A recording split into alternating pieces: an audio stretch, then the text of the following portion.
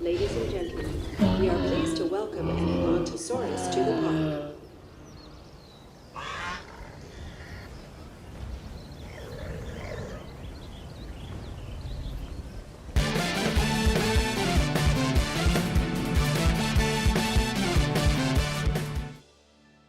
Welcome once again, friends.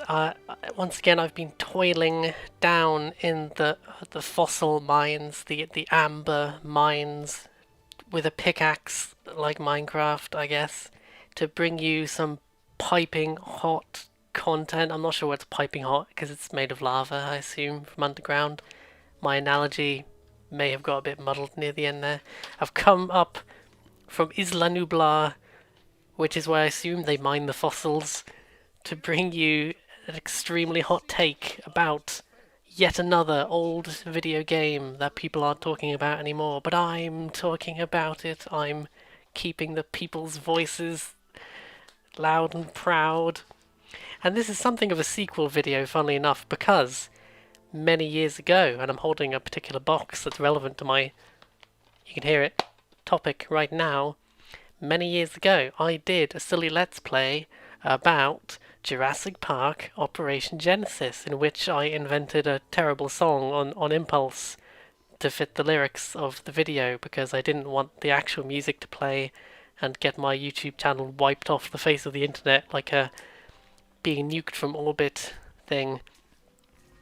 But I played Operation Genesis, which is a game from my childhood, and a game which it is impossible to talk about Jurassic World Evolution without mentioning approximately 78 times, because Evolution is basically a sequel to Operation Genesis, and they're so similar in so many ways that it's impossible to avoid talking about them together.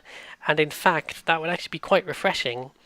If I could find a review of the game that didn't mention Operation Genesis, that would actually be quite interesting, because in my mind it's impossible to separate that nostalgia, and in a way it's an unfair comparison, but on the other hand it's not, because it's new, and comparing it to something that's similar that came out before in the same franchise makes a lot of sense. But what is Jurassic World Evolution and its long title? What's that about? It is a parky, buildy, gamey thing. I'm suddenly wondering if it's published by Konami like the previous game was, but I don't actually think it is. This is confusing because I only actually own Operation Genesis. I've just been renting Evolution. But it came out many years ago. It's a parky buildy game where you build Jurassic Park. And I don't know why, to be honest, it took so many years for someone to seemingly have this idea. I think in my brain hole where memories go, I think that Zoo Tycoon's like dinosaur DLC expansion thing might have come out before Operation Genesis. But that might be a complete lie. But it's interesting how licensed games in general aren't considered very memorable or worth recommending to people. And Jurassic Park is one of those franchises that has had a lot of very varied quality of video game based on it. And I think Operation Genesis is by far one of the more well-remembered Jurassic Park games. Probably also just because it's one of the better... It was on PC as well, but it's one of the better like console sim slash strategy slash management games. I know it's a simulation slash management game rather than strategy, but in my mind there's a lot of overflow between the two, even if that's not technically true. It's a parky buildy game where you build Jurassic Park, you get fossils to get the dinosaurs out. You can hear me flapping about with the manual here. And it was popular because it was cool and it was fun, and it came out at a time, sort of 2003 sort of time, when Jurassic Park was still relevant, and before the like 15-year hiatus between Jurassic Park 3 and Jurassic World, which I'm sure we can all agree was not worth waiting 15 years for. Controversial. I'm sure we'll get back to my opinions on the film soon. Look, I like a lot of trash, and Jurassic World is fine, but I almost immediately forgot what happened in it. As a very quick tangent, I will just say that by far the best bit of Jurassic World is when, for some reason, that one lady just gets utterly owned by all the dinosaurs. When the dinosaurs break out, this one random lady in the crowd gets like grabbed by a pterodactyl and thrown around, and then ends up getting eaten by a sea monster. It's ridiculous, and that's not a spoiler because it's just a random thing that happens, but it's by far the best part of the film. Anywho, that's Operation Genesis. This is Jurassic World Evolution. I'm actually watching footage that I've recorded in the background right now. That should be the footage you're also watching, so it's almost like we're sharing the viewing experience. There's a nifty option in the game actually that lets you turn off the licensed music, which is very good for this exact situation, so that's nice. It is a very similar game. It is a very similar affair of you gotta breed dinosaurs, you gotta put them in paddocks, you gotta put down burger shops for your picky customers so they don't complain you're not serving enough dino burgers. The dinosaurs break out, you get tornadoes, you run out of power, you buy upgrades, you have to shoot dinosaurs if they go on the loose. In concept, it's extremely similar to Operation Genesis, and I'm fine with that, to be honest. After about 15 years gap between the games, I am okay with a spiritual successor to a cult favourite game that is just more of the same for the most part. However, and this is where I'm quite proud that I noticed this, and I'm sure several other reviews have made this exact comment because it's very obvious. Jurassic World Evolution is definitely an evolution and not a revolution, because it is very much Operation Genesis 1.5. In a lot of ways, it feels like they just started with Operation Genesis, which is a long name to say several times in a row. They just started with the old game, and they just bolted a few bits onto it, took a few things out maybe that they didn't have time to do. One thing I will say very quickly, and I'll probably mention this several times because I noticed it when I was looking at other reviews. A lot of reviews at launch weren't very charitable, and they mention features which are now in the game that weren't in the game at launch, so they've been patched in. This is an interesting situation which happens a lot these days, and it's always annoying. If I'm looking to try a game and I want to look at reviews, especially video reviews that are harder to update without just removing the entire review, it's quite upsetting how often... I mean, the classic example is No Man's Sky, which is almost unrecognizable these days from the really sorry state it was released in. They've added so much stuff over the years. I think Jurassic World is another situation where they never made the game brilliant, but they have added a lot of little things to the point where I would say people have had to make like Jurassic World Evolution 2 years later videos because the game has changed. And I wouldn't say it's changed massively, but they have added a lot of free patches, and there's also some DLC which I haven't tried. But I also took some notes this time, which I threatened to do with my previous video on the prototype games, but I've taken some notes this time. Oh yeah, I mentioned the reviews, sorry. My early impressions of Jurassic World Evolution, which is a long name. They all have long names. I'm just going to call it Evolution for the sake of simplicity. My first impressions of Evolution were very good. I think I was just really enjoying... I was like, oh, this is just like Operation Genesis. And I was having a really good time. They have a funny thing. There's like a campaign mode, is what it's called. And it's basically an extended tutorial. And it's a bit strange in how it's set up, but it does work as a tutorial. I think if you go in with the mindset that it's a tutorial, you go to like 5 different islands of increasing difficulty, and as you beat each island, you also unlock it in the sandbox and the challenge modes, which I'll get back to definitely. It's a good way to introduce you to the mechanics. Although I will say it's hard for me to judge that independently because I'm used to Operation Genesis and Evolution is so similar in a lot of ways. It's hard for me to turn off the knowledge that I already had.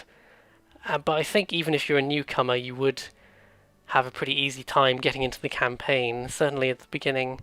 It's a good tutorial, it's a very long-winded easy mode, and personally, if you're like me, you'll probably get bored about halfway through the campaign and want to try the challenge mode or the sandbox mode, depending what kind of gameplay you want. The other strange thing about the campaign is it does generally get harder as you unlock levels, but I found the penultimate island was actually considerably harder than the there's I think Isla Sorna, and I might be getting that completely wrong, but I think Isla Sorna is meant to be it describes it as like the ultimate challenge, where you don't have anything to start with and there's wild dinosaurs running around. It describes it as the ultimate challenge, but I didn't find it to be that case at all. It was just like, because you start with more money and more space than in the penultimate level, I found it considerably easier, so it's a bit strange in how it's laid out like that. It might just be because you can unlock the islands in a semi-non-linear manner, so maybe I was just unlucky in that regard. But the real meat of the game, if you ask me, is in the sandbox and the challenge modes. Now, I haven't really bothered with the sandbox because one complaint I've always had with Operation Genesis is the lack of challenge. And this is a double-edged sword because I like having the sandbox mode where you have infinite money and stuff. I like that as an option because it's a very relaxing thing to just be like, oh, I'm just going to make the perfect park with all my favourite dinosaurs and I don't have to worry about, running out of money or tornadoes as much, all that sort of thing. However, what Operation Genesis lacked was the opposite, which is what they've added now with the challenge mode. And I think this is one of the best additions, and sadly, it does not appear to have been in the game at launch. I think the Evolution challenge mode was only added in a patch because none of the early reviews mention it, and they generally mention a lack of content. The great thing about the challenge mode is you can pick one of the 5 islands to play on, and you have 4 difficulty modes from like easy to super hard, and they affect how much money you start with, how picky your dinosaurs are in terms of what their requirements are. So they need a certain amount of space, a certain amount of forest, a certain amount of water. Every species of dinosaur has slightly different needs, and there's also effectively a tax in the challenge mode, which is what the Hammond Foundation charges you on all your profit. And on the hardest difficulty, they just charge an extortionate percentage of all of your money goes straight to the Hammond Corporation, which is funny to me because they want, their profit is dependent on you succeeding. So them charging you so much that the business becomes unviable, it just means they're not making any money in the long run either. But that's a wider discussion about capitalism right there. This is a subtle triple-layered criticism of capitalism in there somewhere. I really like the challenge mode because after I got bored with the campaign, I just booted up the challenge mode, and initially I set it to the maximum setting, and within an hour I had my ass kicked. After about an hour of trying to beat the hardest challenge mode, I got a game over, which almost never happens in Operation Genesis, so I was very unfamiliar with it. And I'll commend them. I think it's kind of a Doom situation where the highest setting really does feel, quite frankly, unfair. And maybe that's just because I'm not very good at it. Maybe I've been coddled all these years on the easy mode in Operation Genesis. But I did find the hardest challenge really hard, and I've only managed to get very far in the second highest difficulty, which is still quite hard. The downside to the challenge mode that I found is it gets quite tedious, the amount of disasters that one of the ways in which the game gets harder is the harder modes mean that your park has more tornadoes and more diseases and more dinosaur breakouts. But what I found was happening is that every time there was a tornado, my dinosaurs would get stressed and the velociraptors would break free. Sometimes I call them vegetarians, but the herbivores, sometimes the herbivores would get out as well. And it became really tedious that literally every 10 or 15 minutes, a big tornado would come in, smash half my island, and also release half of my dinosaurs. And after a couple of hours, I had plenty of money, so it wasn't really an issue, it was just tedious. So that is a flaw, but I still appreciate that they actually added a difficulty option, which this series is needed. I mean, it's weird to call it a series, but it's basically, I would like it. I need said Operation. Oh, I still get them confused. I nearly said Operation Genesis 2. This effectively is Operation Genesis 2. I would like there to be another Jurassic Park builder game, and I wouldn't be surprised if there is one. And I don't just want a crummy mobile port. Interestingly, they've just very recently done a Switch port of Evolution, actually, which I have not tried, partly because it's digital only at the moment, and I hope they do a physical port because I don't want to spend full price on a port that is apparently good but a bit compromised. To fit a game with a lot of assets moving around like this onto the Switch, they did have to make some compromises, but it's quite feature complete apparently. So if they just was a physical version, I would probably say that's the best version, most likely, just because of the handheld option. But I haven't tried it. It's a shame. Um, Something. Oh, sorry, I did just think of a thing, but I think it's in my notes as well. Um, I've actually mentioned a lot of this stuff in my notes already. Hang on. Oh yes, yes. This is one of my big things actually.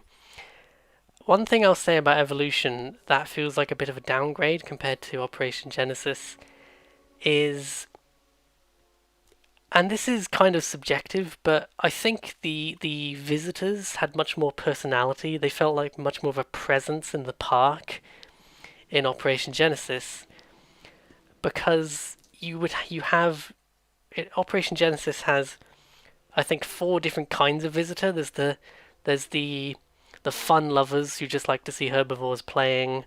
There's the like violence lovers or something who just like to see carnivores. Um, I think and there might be a third one I'm forgetting, but there's also the dino nerds who are the bastards who are too picky and will never be happy with your park because they love everything to be authentic.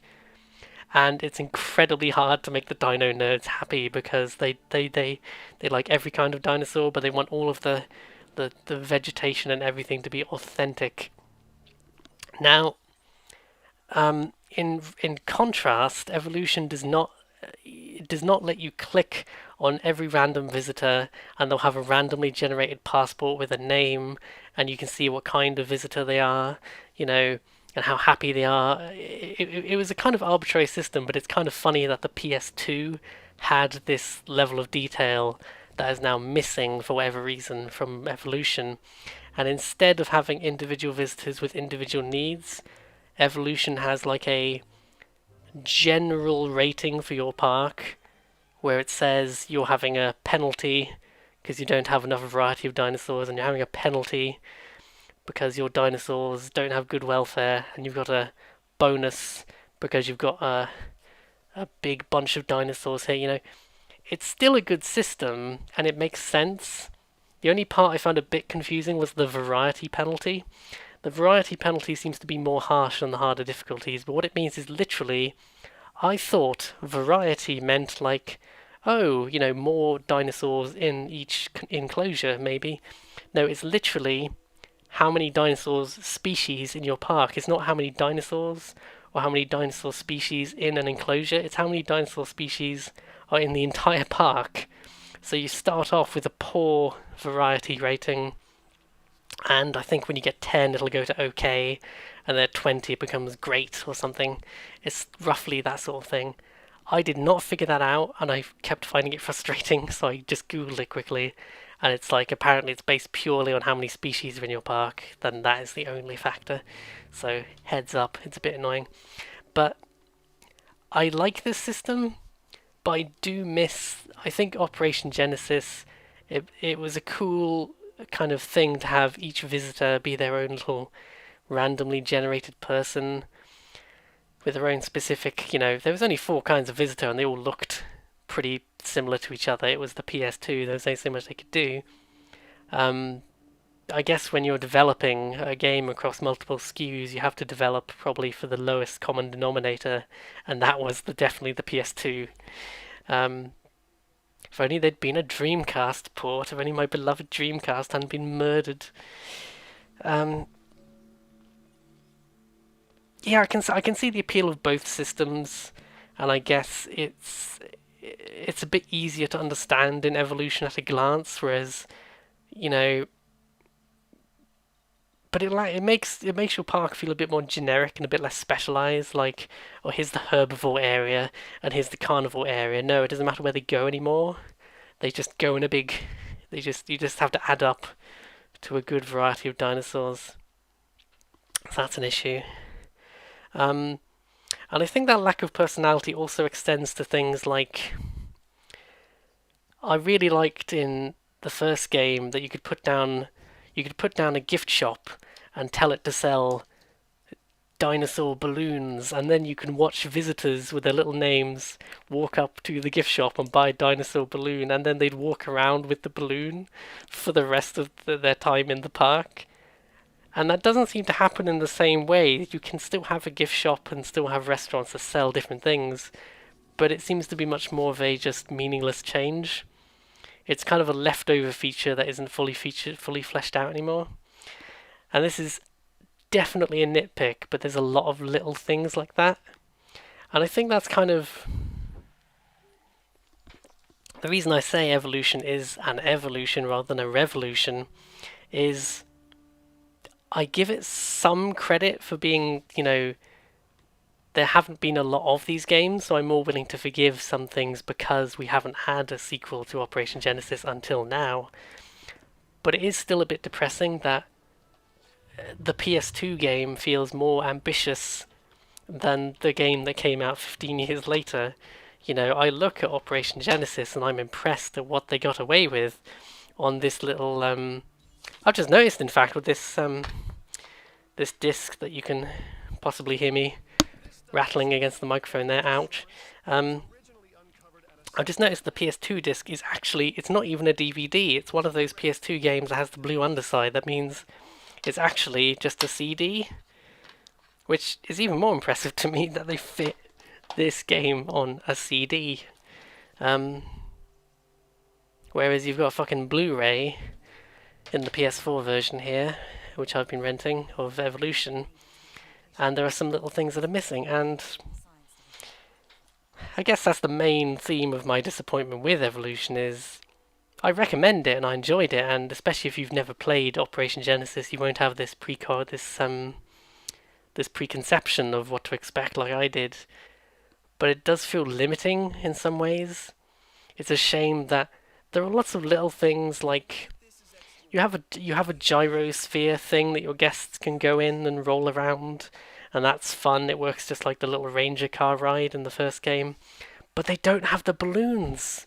Those are always one of my favourite things in the first game was your visitors could go in balloons and you set the path, and sometimes the balloons would crash and you'd have to go and rescue them from the T-Rex, That was great. Why did you take the balloons out? The gyrospheres are cool, but then they remind me that this is a Jurassic World game rather than Jurassic Park, and that makes me sad. I'm going to have to talk about my movie preferences at some point today, but I don't want to take a break in the middle of this big roll of talking about the game.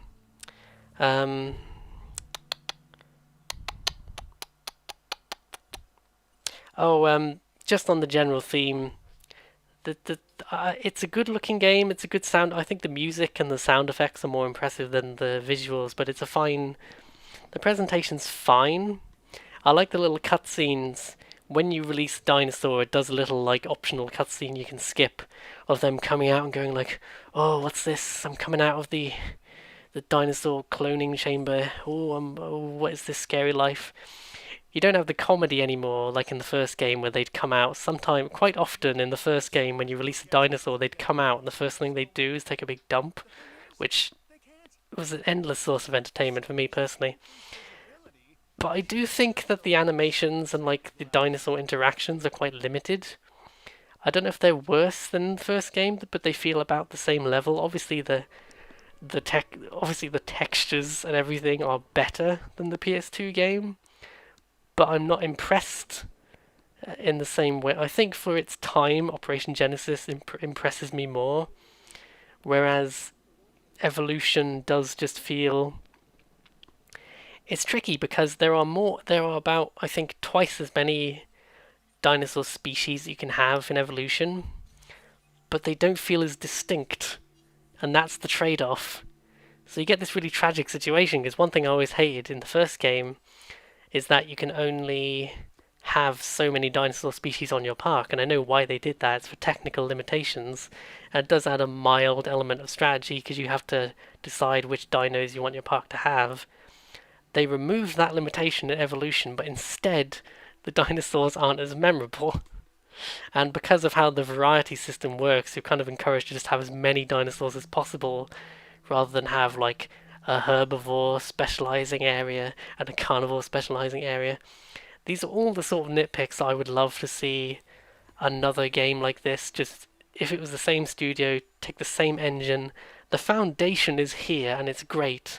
And if there was obviously the PS5 and the what do you call the new Xbox? The Xbox Series X, but it's also the Series S, whatever. The new PlayStation and the new Xbox just came out, and that's exciting. And I'd be very excited if they announced Evolution 2, or they'd give it some other arbitrary name just to confuse us all again. Jurassic World, another fucking park game, you know. I would be happy with that because it would be cool to see them build on what they've done. This feels like a reboot more than a sequel to Operation Genesis, I guess is a good way of thinking of it. And it would be cool to have a proper sequel where they actually add a bunch of things. The only thing I wonder this whole time is whether I should play some of the DLC, because I have seen people say that the DLC is surprisingly good.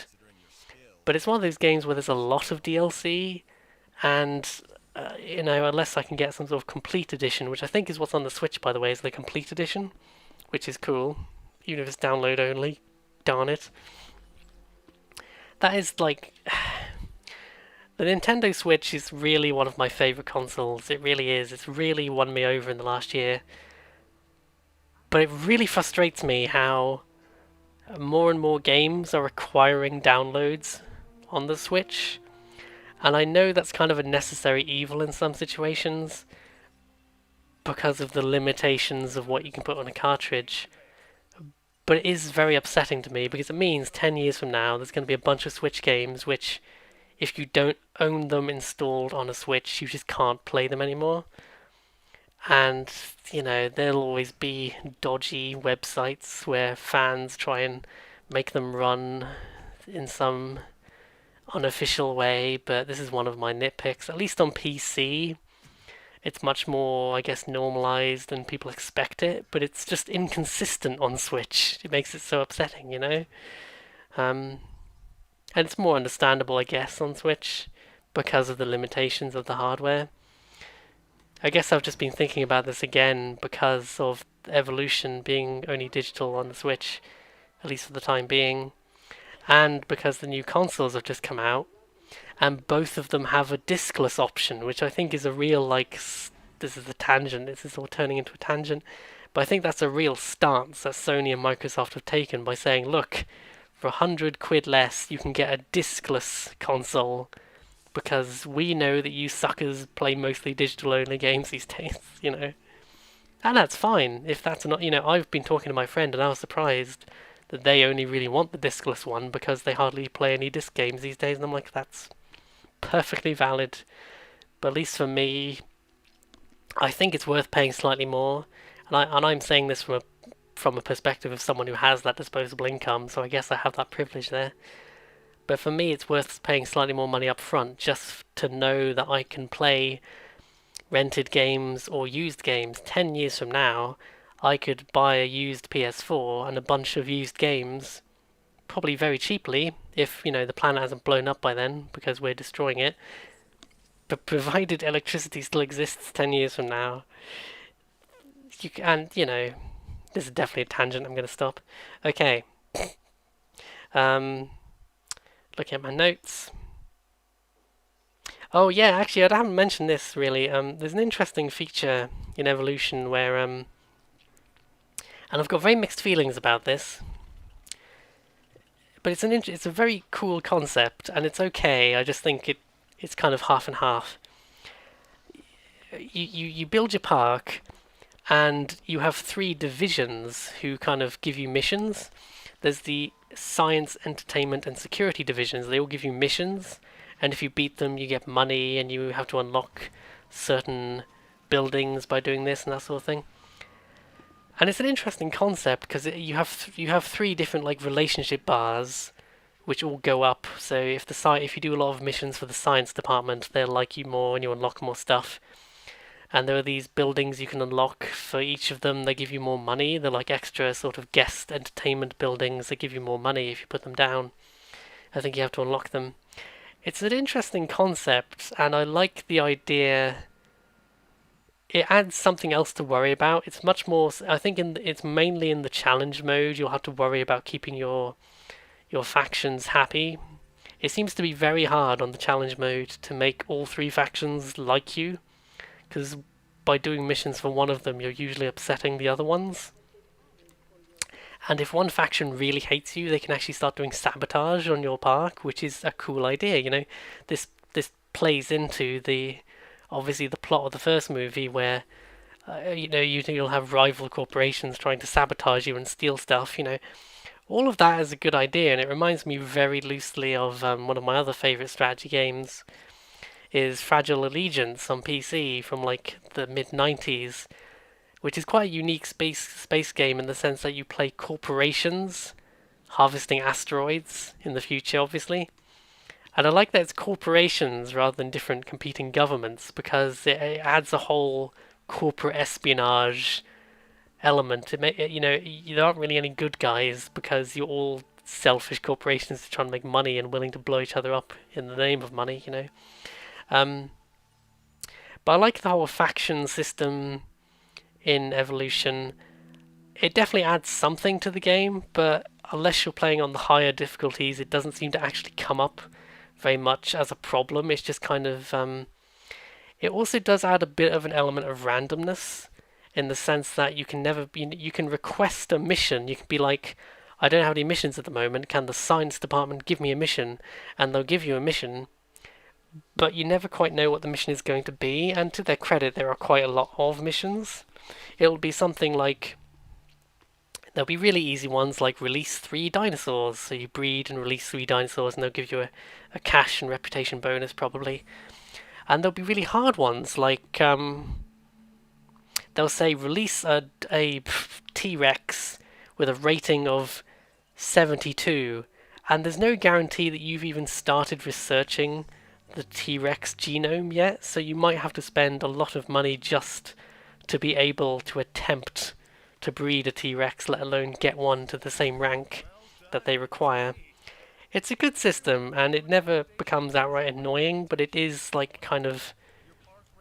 It's almost a great idea. It's almost really cool, but I realised I talked about this game for half an hour and almost forgot to mention this feature. So it's not hugely influential on your experience, it's just interesting, and I wish there were more ideas like that. However, gotta take a sip of water before my throat catches fire, hang on. That's better, I'm hydrated. Moisturize me. An idea that I was just reminded of is, because this is a Jurassic World game, there are some hybrid dinosaurs you can breed. I think there's more in the DLC. And you can also... You need 50% of a dinosaur genome from harvesting fossils in order to be able to breed a dino. But the higher percentage you have, the better chance of being a viable egg that there is. You know, it's very possible for dinosaurs to fail during incubation and you just lose your money. So ultimately, you'll never have a 100% chance of a viable egg, but the more DNA you have, the better. But you can also, and this is new, it wasn't in the old game, you can also customize your dinosaur genomes to an extent. So you can give them a different skin pattern. You can't make it custom. You can't write big balls on the side of your T-Rex. No, it's just different certain skin packs you can choose, and and they all do like good things, like make the dinosaur live longer and all that, but they all negatively impact the viability, I think. And you can actually get upgrades for your buildings to improve. You can get an upgrade for the hatchery that improves the viability of every dinosaur egg. So there are ways around it, but I like how it's always a slight risk trying to breed the best dinosaur, because there's a increased chance that you'll lose your money because the egg will fail to hatch. And that's a good idea. And I would like more to be added to it, but it's a good idea, and it does add something, I'm really going to eat my words. If I play the DLC and it turns out that all of my suggestions have been fixed by the DLC, I doubt it. It's only because I saw a couple of people saying that the DLC was surprisingly good that I'm now doubting myself. But I wasn't able to rent the complete edition. I only have the generic edition I've been playing on PS4, so I am but a console peasant with the generic edition. I cannot play Super Hyper Turbo Street Fighter Edition. I mentioned the higher difficulties, hang on. They this is a change I generally like. They made the dinosaur requirements a lot less kind of mysterious and arbitrary in this one, I think. And this is one way in which dinosaurs do have a bit of a different personality. Is I noticed dinosaurs like the fucking Ankylosaurus. Ankylosaurus don't seem to like being around other dinosaurs. It'll say in the dinosaurs have a bunch of categories. If you look at them, it'll be like what their needs are, and they have two bars: social and population. And this took me a little while to figure out, but it does make sense. The population refers to all of the dinosaurs in that enclosure of any species, and the social bar refers to dinosaurs of that species that are in that enclosure. And sometimes a dinosaur will be fine with having a lot of different dinosaurs, but they'll only want so many of their own species, because they kind of hang out in little packs of their own species for the most part. And sometimes a dinosaur will be fine with having a large social group, but they don't like having too many other dinosaurs in the enclosure. And Ankylosauruses, for some reason, seem to have a low tolerance for other dinosaurs. So I was dumping all of my herbivores in one pen, but on the higher difficulties, it is much more strict. Dinos seem to go crazy and start smashing things within 10 minutes if their requirements aren't being met properly. So I was finding my fucking herbivores even were smashing the fences. And I like this feature, but it is also kind of... No, actually, no, I'm going to go back on that. I do like the feature because it does help. I remember the Ankylosaurus because they always seem to be the first herbivore to go crazy and start smashing things, and that's because of their strict social requirements. And that's good, because a few times my plans were kind of upended, Incubating new dinosaurs is expensive, especially if you have a few failures and waste a bunch of money. And I had to change my plans a few times because I was dumping all my herbivores in one pen, and I realised I'd put too many of a certain species in there, and now they weren't happy with me. So I had to stop and build a new enclosure and move a bunch of them over. It is funny to me how they have a very similar system for transporting the dinosaurs. We have to tranquilize them and then get a separate helicopter to move them, but it's less annoying now. There used to be a long animation that played in the old game. When you put a dinosaur down in the helicopter, you had to watch it happen for 10 seconds, which is fine unless you're moving more than one dinosaur. They fixed this problem almost to a hilarious degree now, because you can actually you can transport multiple dinosaurs and it all happens automatically. You just point at a tranquilized dinosaur and then point at where they want to go, and it moves them automatically. So I've had 10 helicopters slowly moving these dinosaurs across the park.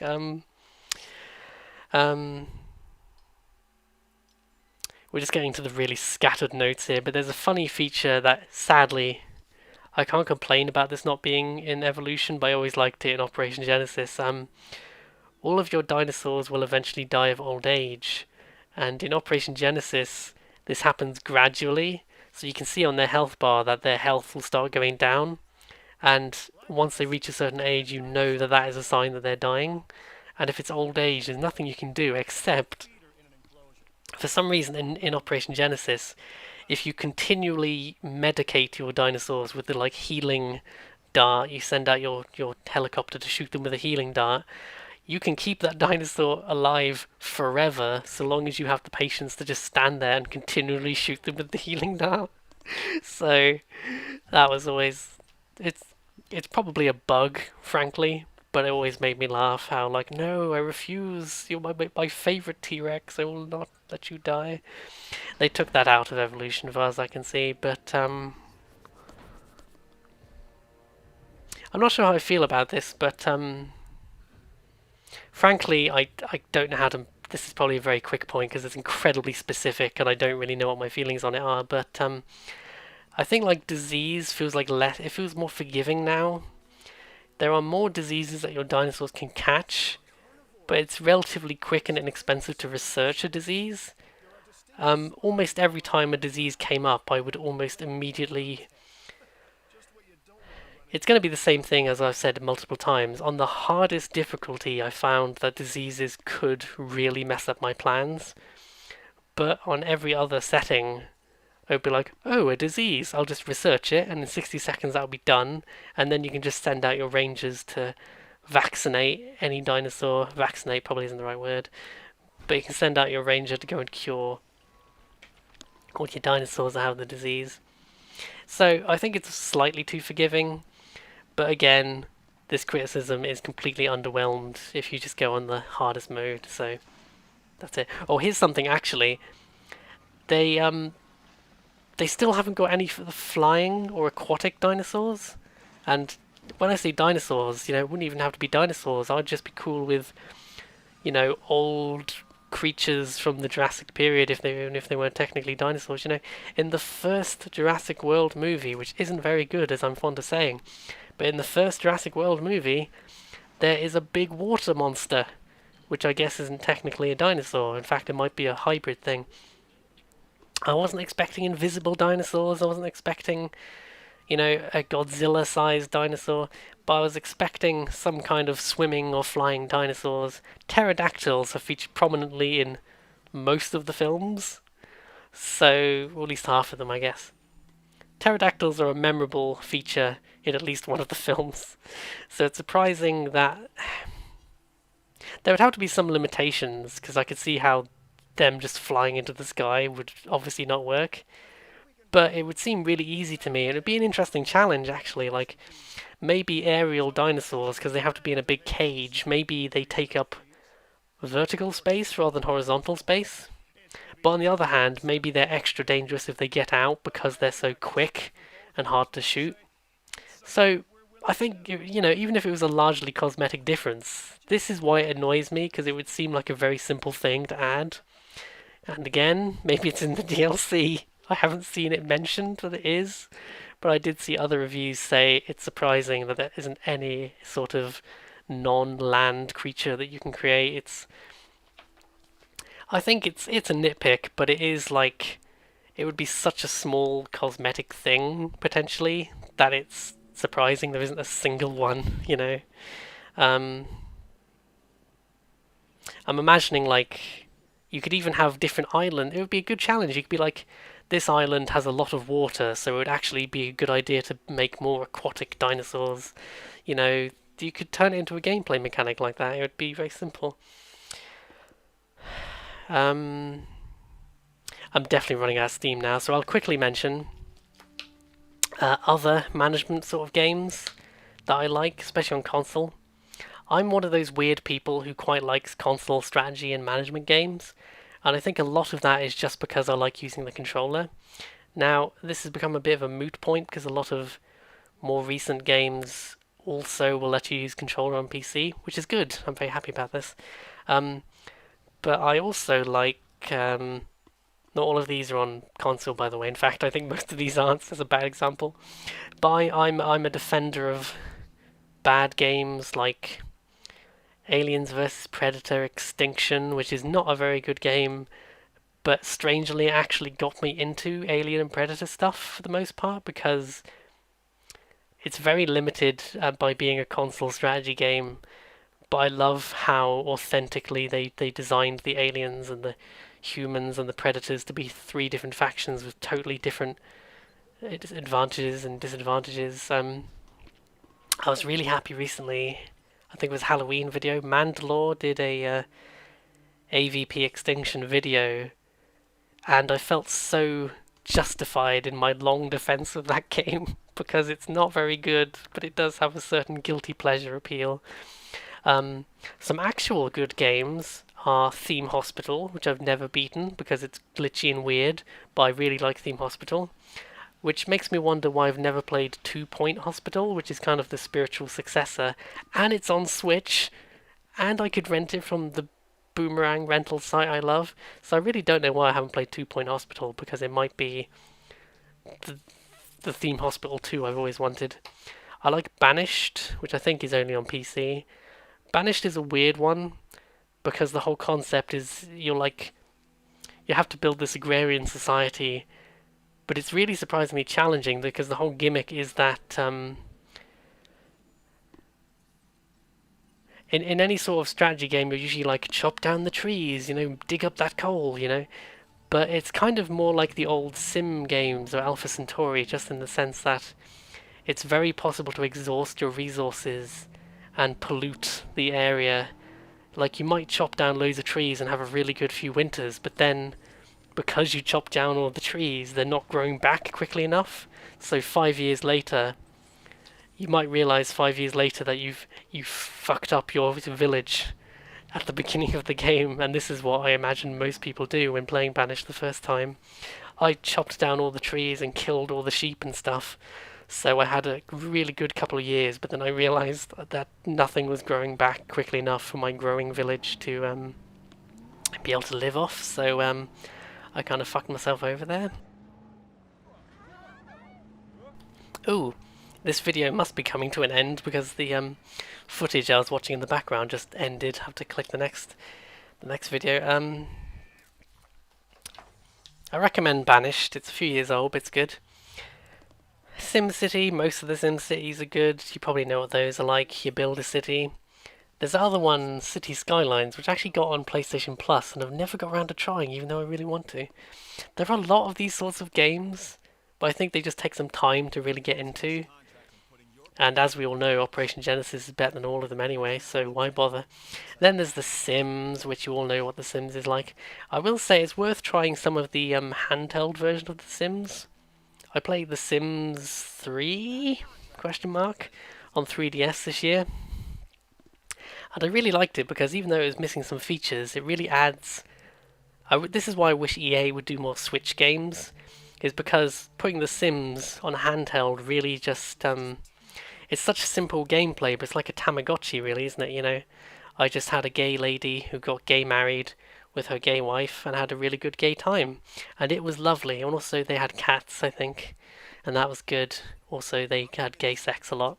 So I had a good time being gay in The Sims. As in real life. Don't know if you noticed the name of the channel.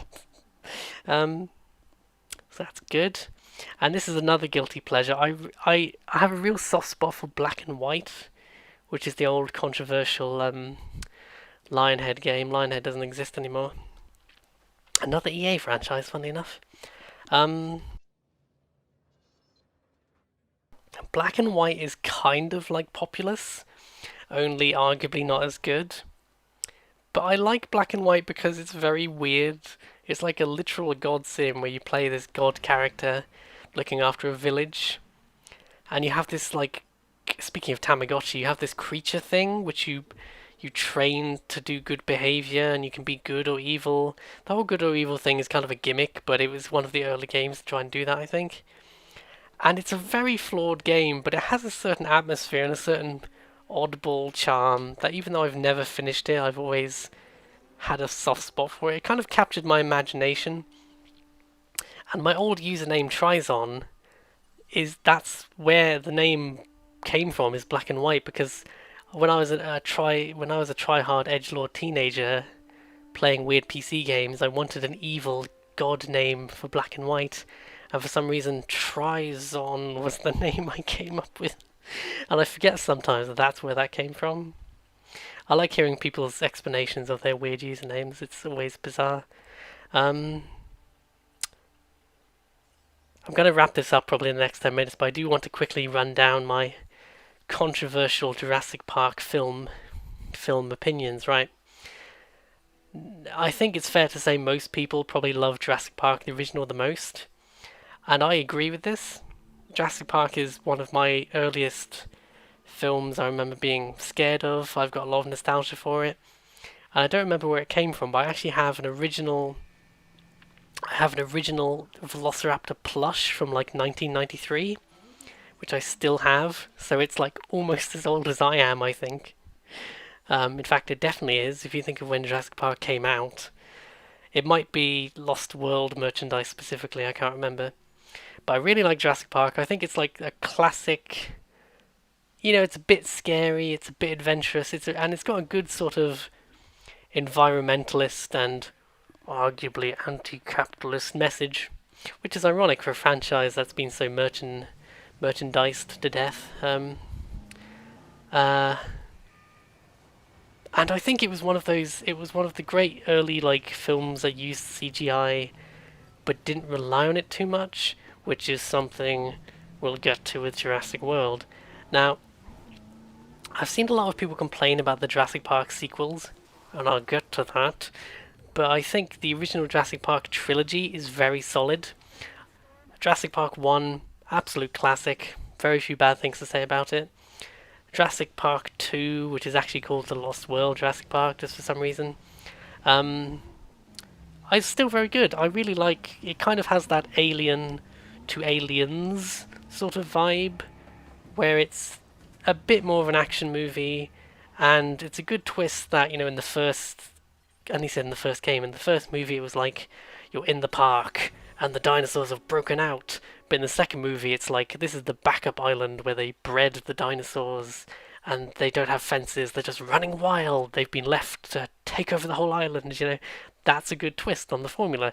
And the whole sequence at the end, where the T-Rex runs amok on the mainland, is corny, but very well done.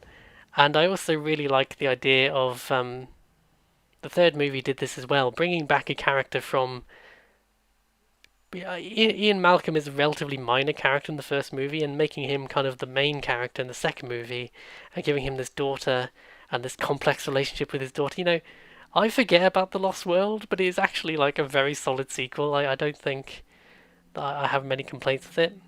I think the first one is just kind of has that nostalgia preference for me. Actually, I almost forgot to say, but I've actually read the Jurassic Park book in the last year as well. And obviously I have a nostalgia preference for the movie, but it was very interesting to compare the two. Like, I'm going to spoil a 30-year-old film and book for you in a second here. It's interesting to me that the two stories are extremely similar, but the book kind of gets more bogged down in a lot of the pseudoscience of cloning dinosaurs and stuff. And one interesting change is in the movie they make Hammond a much more kind of sympathetic character who has he kind of has an arc and redeems himself by the end of the movie. He eventually decides reluctantly that this project is a failure and will always fail, and it's irresponsible, and he has to just pull the plug on Jurassic Park, which is why in the beginning of the second movie he says that the company actually forced him to retire, I think, and just took the park from him. But in the book, he does not get redeemed. He never changes his ways, and he actually trips down a hill and gets eaten by dinosaurs after everyone else has been saved, I think, which is quite interesting. I also think Ian Malcolm dies in the book, which was also surprising because he's such a fan favorite in the movie. He's got most of the best lines in the movie. I think he's also even sleazier in the book, actually. He's I almost forgotten about this, but he's borderline like negging the the female character who's the doctor whose name is it Sam something? I might be thinking of something else called Sam, but he's like even kind of he's just kind of vaguely sleazy in the movie, and oh, I've forgotten the actor's name now, but that actor's just so weirdly charming that it's forgivable. But in the book, he's just overtly creepy, and he ends up getting killed. That was interesting.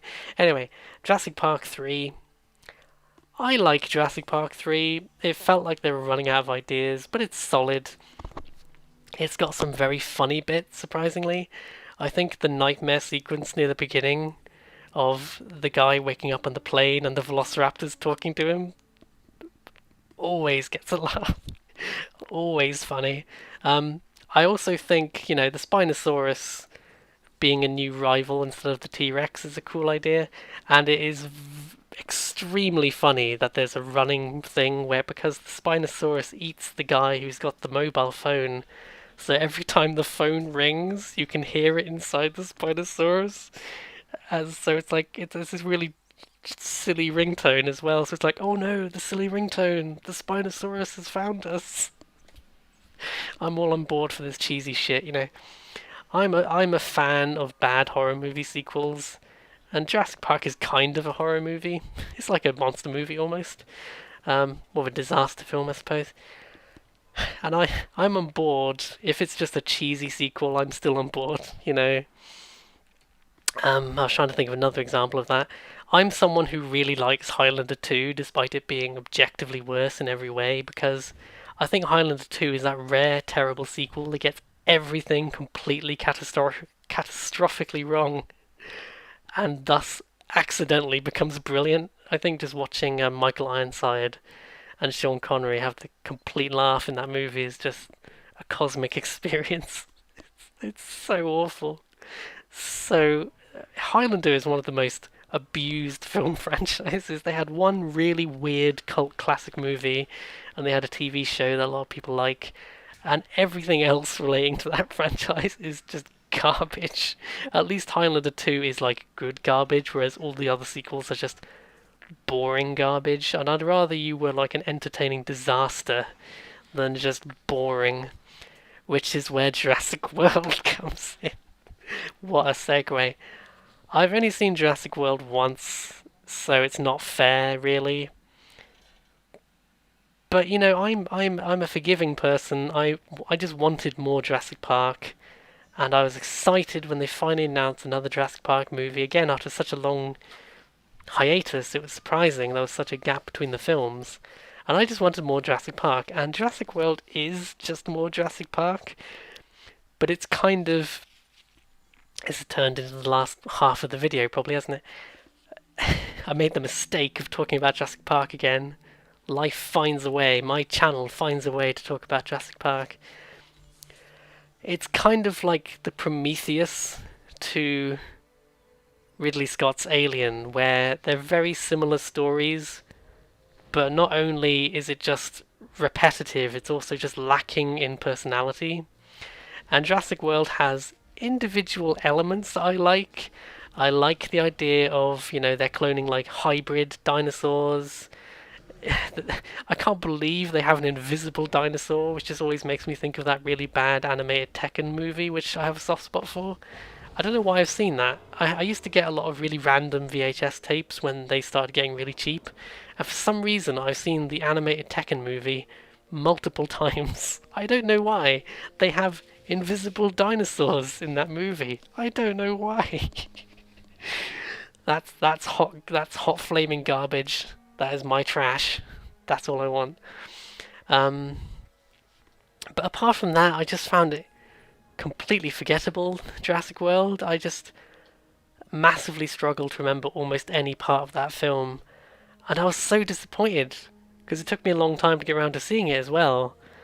And I was just like, I defend Jurassic Park 3. I defend all these janky Jurassic Park games. Like, there's a Lost World Jurassic Park game on PS1, which by any objective measure is terrible. But I just like it because you can play as a T-Rex and a Velociraptor and a Compysaurus, I think. And I once, I don't know if everyone's got a story like this, but once I was playing that old Jurassic Park game, and I was randomly putting in buttons on the cheap menu, and I swear on my life, by complete accident, by putting in random buttons, I'll remember this till the day I die, put this on my tombstone, I was putting in random buttons at the cheap menu, and I stumbled across the code to unlock the T-Rex level with infinite lives, or with 99 lives, whatever. So by pure chance, I'd put in the best possible code, which I feel like I must have the touch or something. I'm seeing the code, like in the Matrix. That was the luckiest thing to ever happen to me. That was like 1,000 monkeys at 1,000 typewriters, and God reached down from the heavens and poked me in the brain, and the stars aligned that day, 20 years ago probably. But even I, as a person who likes shit, finds Jurassic World boring, because it's not shit, it's not great, it's just fine.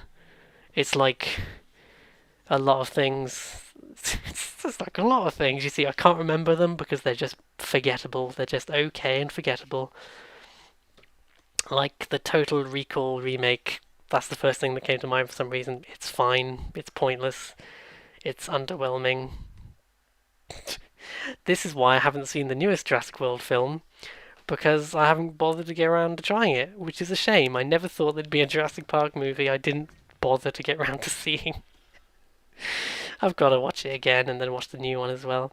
Strangely, I prefer the Jurassic World Lego game, the Lego video game, to Jurassic World, because it's just one of those Telltale... Is it Telltale? Not Telltale, Traveller's Tales, I think. It's just one of those Lego games, but it's based on Jurassic Park. And I have to mention this. There's an entire mechanic in the Lego Jurassic Park game about your character diving into dino dung and collecting items, which I swear I'm not making up. You can play as the dinosaurs, you can play as Ian Malcolm, all these things, and there's an entire mechanic around one of your characters jumping into dino poo and collecting Lego bricks. Not joking. Brilliant. Now why couldn't Jurassic World have more of that? That's what I want to know. I'm gonna finish this fucking video. Right. So here's the conclusion for the Jurassic World Evolution game that I forgot to talk about for the last 20 minutes probably. It's pretty good. I liked it consistently. I'm pretty bored of it now. I played about 25 hours of it and got bored. So I'm going to send it back and play something else now. So here's how I'm going to break down my recommendation. If you are a complete noob who has not played Operation Genesis or Evolution, personally, I would say start with Evolution, because it is newer, so obviously you're more likely to have a PS4 or a PC or an Xbone compared to a PS2 or an Xbox, or a PC that will run Operation Genesis. I should say as well, Operation Genesis, these things vary and fluctuate quite a lot, but for a long time, Operation Genesis was quite a rare game, or certainly expensive. It might not be correct to say that's rare, because there are a lot of Nintendo games, for instance, that aren't rare but will still cost quite a bit to get, just because people buy them and then hang on to them. And I just want to quickly search Operation Genesis on eBay, and I bet you it'll be 20 quid or more for a PS2 copy. I wouldn't be surprised. Let's filter to buy it now because I'm lazy. See, Jurassic Park Operation Genesis on Xbox, if you want a complete copy, it'll be 20 quid or up. There's one that's 30 quid here.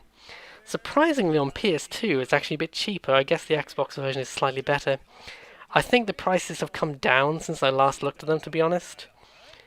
It might be the PC... the PC version is still like 30 quid. How interesting.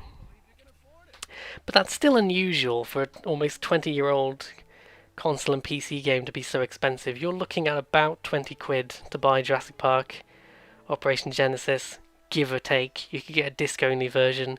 You could also, and I don't condone this, but there are certain places on the internet where you can get these things for significantly less money. Not that I condone these things. But just be aware of that. That was a long-winded explanation. So that's if you're new, I would start with Evolution. Now, if you already like Operation Genesis, Basically, if you're me and you like Operation Genesis and you want to try the new one, definitely try Evolution. Make sure you get the newest patch so you get all the free content. I think the challenge mode is just. I can understand the middling reviews it got at launch because I really think the challenge mode adds a lot. This is where the bulk of the gameplay was for me. So it is strange that they didn't release it with the challenge mode. I assume that was due to time or something. I can't remember which publisher this is now, but yeah, I can definitely feel my brain going. Definitely try Evolution if you like Operation Genesis. Restrain your expectations like I did, because I went in knowing that it got a lot of middling reviews, but I wouldn't say pleasantly surprised, but I was satisfied, definitely satisfied. I just really hope they do another one that really impresses me. This is the good game that I hoped it would be. I just hope the next one impresses me, you know? If you just want to make a big island, it's great, you know? Oh, and if you've played Evolution, if you really like Evolution and you want to play Genesis, if you want to play Operation Genesis, confusingly there is also a Jurassic Park game on the Genesis / Mega Drive, so that tends to turn up a lot on eBay if you look for this game, but it's not the same. Obviously, they're like 10 years apart.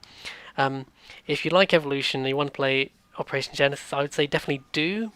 Just be aware of what I said before about pricing. I would recommend the console versions if that's an option, but the PC version may be cheaper to get hold of potentially, but it would also be more effort to play if you don't already. Obviously, if you don't want to buy a PS2 or an Xbox, it might be the only option, but any old PC game, you're really you never know. Do your research on PC Gaming Wiki, basically, you know, with how you're going to have to make it work. I only have one memory of trying to get, because I also own the PC version somewhere. It used to be really cheap at some point. And I have one memory of trying to make it run about 10 years ago and not having any luck. And it's probably got harder since then, unfortunately. So that's Jurassic Park Evolution. I would say it's simultaneously, with the new content that they've added, it is either a casual sandbox game or a surprisingly challenging management game. But it's not brilliant. Just don't expect it to be brilliant. And, you know, yeah, I guess it is very much like Jurassic World. No, that's an unflattering comparison. Most things are better than the Jurassic World film. And that's my hot take that I'm going to leave you with. Jurassic Park is so much better. I also hate Prometheus. I don't know if you caught that earlier. I personally can't stand Prometheus. I can't believe that Ridley Scott remade his own film, but worse in every way. Except for that bit where, and I always have to mention this, except for the bit where someone gets run over by a spaceship. She's on the ground and she's like, oh no, and the big space donut ship is rolling and it rolls across her. She's like, ah! She gets squished by an entire giant spaceship. Upon reflection, I wish the entirety of Prometheus was like that, because then I would forgive it completely. Prometheus 2, now with more space donut death. Jurassic Operation World Genesis Park Evolution.